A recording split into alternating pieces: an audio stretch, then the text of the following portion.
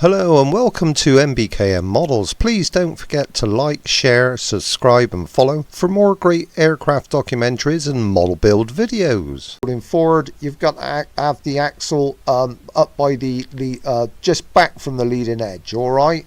Okay, but in all of it, yeah, I gotta say it, excuse me, a really enjoyable build, yeah. I photographed it in and out, as well as, I mean, I do an aircraft documentary every day. I've done a science fiction one today, but I take pictures of this in and out. I not so much now, because what happens is you learn hundreds of pictures. You don't do a lot with them all. It's difficult trying to get through them all, deciding which is the best. Now, that block on the ceiling, I put that up with some of that mastic type glue, and that would be to hang a lamp on later on, but its other use, what I put it up for, is to hang this model from the ceiling, because obviously you come in on the dark, yeah, it's left in the living room, and you don't want to hear a nasty crunch in the dark when you've come in with a ton of shopping and that's your model playing trashed, all right, by your own misfortune. So it's hung up out the way, all right, with some what looks like paracord that I got, or camping gyro stuff that I got from local builders merchants. Yeah, so you, like I said, there you are. You see, look, bits of the plan printed off. You can print the entire plan and pin it to your wall if you want, but I find it easier you just to print a bit off, all right, the bit that you're working on. And that's really cool. But like I said, I mean, you can really feel the and that's a 6 foot long bed there, with the wings nearly stretching the whole of the bed. There's the nacelles. I haven't done them yet. They're ready to go. I've cut the bases for the cowls out of ply, all right. Some of this where I've had to strengthen it, make it out of bigger wood. I mean, at the end of the day, the original ribs on this plane were made out of 32nd sheet. I've built a Waco Hadrian glider in 1977 from the old MAP Plans handbook, which was 32 sheet balsa ribs. My goodness.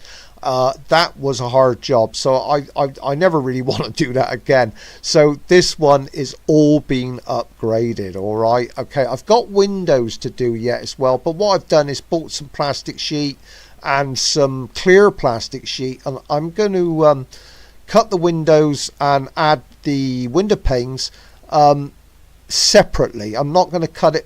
It will be cut into the airframe, but only when I've got the plastic sheet on, and then it will be made, the outstanding edge, the flush, will be taken up with balsa filler. Balsa filler, funny old stuff. It's white. It looks like marshmallow. And it acts strange if you put it on without a little dab of water. What I've found is best to put a dab of water. My biggest fear is that I fly this successfully and it comes down with a bump and all the filler falls out. I hope it doesn't.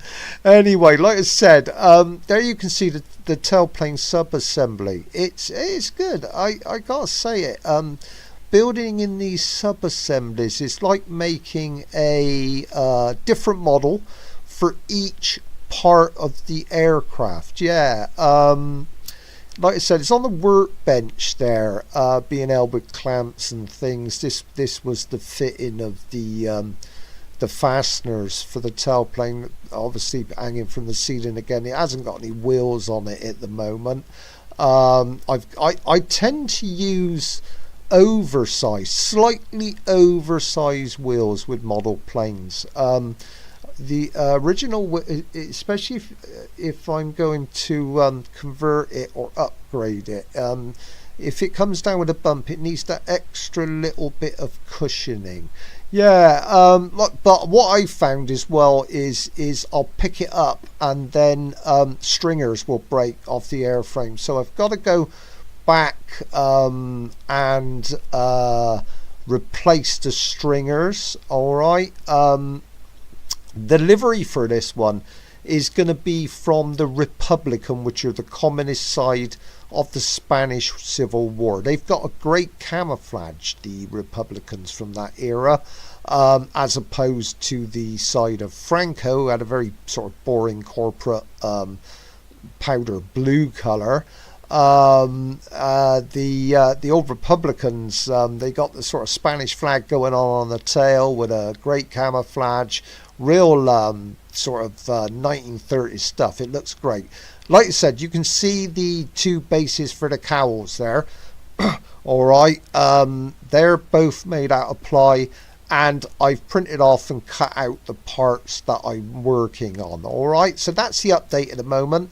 The center section is nearly done, the fuselage nearly done, tailplane done, the wings are done, all right, and the custom retracts are in and fitted. They're also bushed, and all I've got to do is now fit the wheels on, but I'm waiting to paint before I do that. I haven't done a vlog for a while, but I'm back. It's Sunday today, so I've done quite a lot, and I don't use power tools on a Sunday, as I said before, so it's all been small little today, but working on the nacelle. So the second side always never always takes a lot, but the first side is, because I'm building this from a plan, and plans from 1939, there's no real instructions. There is an information sheet, what Outer Zone Plans call a supplement. I'm trying to bring it into view behind me. You can't see much at the moment. Hopefully I'm going to put up some photographs on this footage, so you can have a look at some of the development, what I've done. But what I'm doing is building out hardwood strips and then filling with balsa. Okay, I'm rejoining you now. I've been busy for the last couple of days. Things very, very busy. But been getting on with things. I hope you all like the new video that's gone up on the Mosquito, built of ply and balsa. Interesting aircraft. So I've been getting on with the nacelles, all right? I'm chatting to people online and friends, and I've described this center section as the beating heart of the aircraft, because it really is. I mean, this is where this is where your propulsion is held. It's where the undercarriage is. So lots of great work. And I'm building the second nacelles now. Once you've done one, it's far easier to do the other, because like I said, with this 1939 plan, everything's first run, everything's first off, yeah. So you got to really, some things work, some things don't work, but generally this has gone right, thank goodness. And I'm now getting on with the other side. I just flip the camera around so you can have a look. So here's the other side, and it's coming along. And what's happening here is I hope you can see it under this light. Okay, so what happens here is the large clamps on there, that clamp I bought at the IPMS show at Telford. I bought two of them, and they're very, very good. That clamp's holding the motor mount to the trailing edge, and it's to keep it upright on a 45-degree angle to the leading edge of the wing. It's already been put at a 45-degree angle also to the leading edge. Is a funny old game this with this one. But what I'm doing is getting it literally to stand up straight, so we can fit the spars on for the stringers on for the nacelles. Now here's the other side, which is now nearly done. Yeah, let's see if I can focus on that. There you go. All right, so he's nearly done. He's looking good with its spruce and balsa, all right, and gives it a little bit of multicolor. Looks good on video, on photographs, etc. Sorry about this. I'm just trying. There we go. All right. We're under incandescent light here, so and the daylight's fading, so it's not going to be that great. But I just wanted you all to see it. All right. So there we go. All right. So like I said, video rig for the webcam set up now in the living room, so I can record myself while I'm working and do a time-lapse video. That won't be on this model, that'll be on the model after. So like I said, I do like the Albatross from World War One, the Imperial German Air Force, I think they were called, plane, which was originally flown by Baron von Richthofen before he went to the DR-1 Fokker triplane. All right, so yeah, we're going to have a look at an Albatross. There are a couple of plans on Outer Zone Plans, great site. So if you're into building balsa, RC, free flight, what do you call it, internal combustion, whatever, you know, electric, go on to Outer Zone Plans, all right? They're a free download. There's a way of, I ought to do a video on it one day. There's a way of downloading them and then saving them and then tile printing them. You've got to know the way of doing it. It took me years to work it out, but once I worked it out, then this appears the Envoy, Airspeed Envoy. All right, so I'm just going to cut the camera now. I'm not going to do that walk down the passageway, which I usually do, and then I'll show you the video rig I've made up. So there we go. Okay, I've come down and there's the video rig. Not the easiest job in the world because, like again, it's getting it at a right angle to the wall, getting it at a right angle to the ceiling. But it's come on. All right. Okay, so it's there hanging by a piece of wire that I got from Antiques. And the video camera's on it. I've ordered an USB lead extension from the nacelles now. A lot of work, very enjoyable though, and it's really good this. I'm going to flip the camera around in a minute, or maybe you can see it from behind me, I don't know. I'll turn the camera, oh there you go. So the nacelles are now done. For anybody who doesn't know what nacelles are, it's cowlings that cover the engines on a plane. And twin engine planes, obviously you've got two of them. And I'm really pleased by the way that they've come out. Lots of work at the moment on aircraft documentaries, so thanks for all the likes. Thanks for all the subscriptions. Gone over 1K now, which is amazing. And the strength of my channel is because of all of you out there subscribing, and I really do thank you very much. Back to the nacelles. I'm going to flip the camera around now and you can have a look. Looking at the nacelles, I'm very pleased with the way this is gone. The wheels are tucked nicely up inside. And as I said before, this is the beating heart of the aircraft. The propulsion is here, the retractable undercarriage is here. Probably I'll keep the battery here and all sorts of radio gear as well, and servos. But I am very pleased about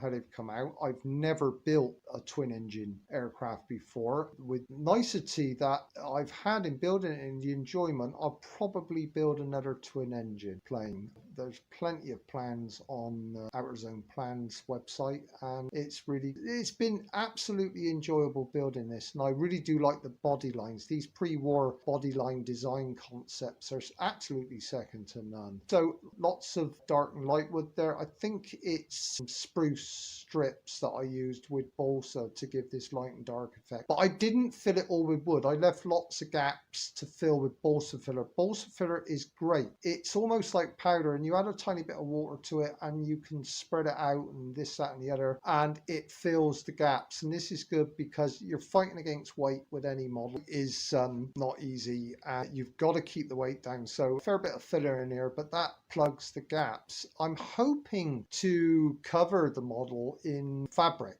I've bought some fabric, but I'm not overly sure it's the right stuff. Whether I'll put fabric on the center section, I don't know. I may just paint it, and then everything with this, because it's an internet download, is a first run. But very pleased on the way it's come out. If you let's have a look, you can see around it. It needs a little bit more block balsa on it, but I need to put the center section onto the fuselage to have a look where it needs more block balsa. It's probably around the trailing edge where it meets the fuselage, but generally it's coming along. Very much pleased with this. I'd take about a month, 6 weeks to build these and make sure that they're right. It's slightly different, obviously, from the 1939 plan. I've done modern tweaks and added a bit because I'm going to fly it with propulsion. It's originally rubber powered, so I've added the underneath of the nacelles as well, where it doesn't have that on the original drawing. I just looked at, there's plenty of pictures online of Airspeed Envoys, so I took it from that, and hopefully you can see it's not dark in this back room, but